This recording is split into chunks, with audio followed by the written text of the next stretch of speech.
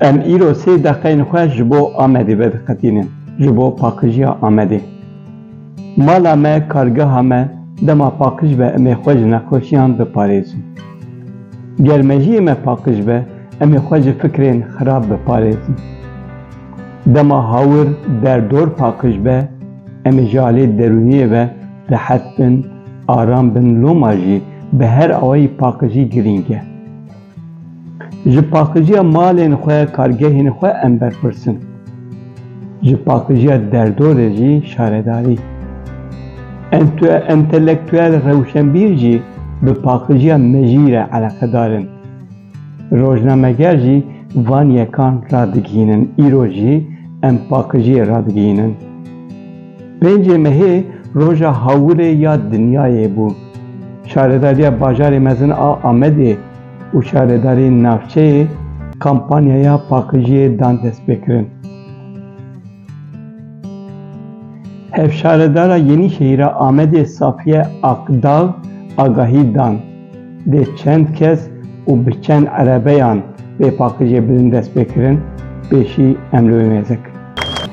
Bi 1464 ketkarên pakijiyê pakijî têkirin li Amedê û li hemû navçeyan 342 niha maşîneyên me jî mixabin maşîneyên ku hatine hîbekirin û dane saziyên din em wan ji navê derdixin ev ên mayîne di destên me de bi rastî jî bi wan em paqijiyê dikin di Amedê de em dibêjin di navbera saeta 5:30 êvarkî 5:30 û di navbera 8 de ji kerema xwe bila herkes çopa xwe deyne ber deriyê xwe ji bo ku em bikarbin alîkariya xebatkarên xwe jî bibin em we hemiyan dîsa birêzdarî silav dikin û em bêjin em dest bi paqijiyê bikin.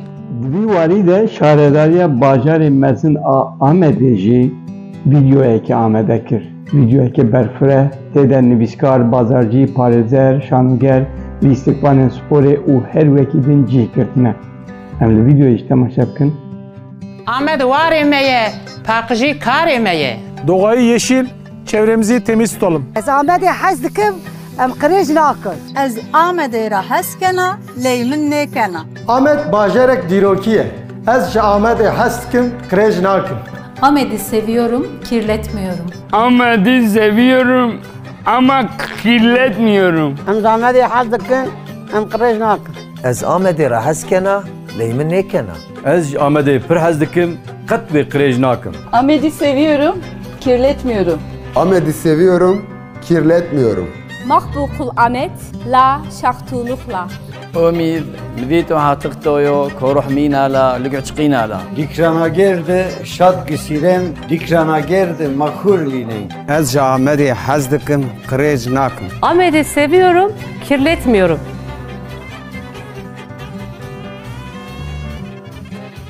Ez ji Amedê hez dikim, qirêj nakim. Amed warê me ye, paqijî karê me ye. Ez ji Amedê hez dikim, qirêj nakim. Amed warê me ye, paqijî karê me ye. Ez ji Amedê hez dikim wê qirêj nakim. Belê, duruşma wan ev e. Ez ji Amedê hez dikim, qirêj nakim. Em ne tenê ji Amedê, em ji Mêrînê jî ji wan jî ji Rihayê jî hez dikin. Em ji Qamişloyê jî ji Hewlêrê jî ji Urmiyê jî hez dikin. Em Amedê jî qirêj nakin, em van bajarê xwe jî qirêj nekin.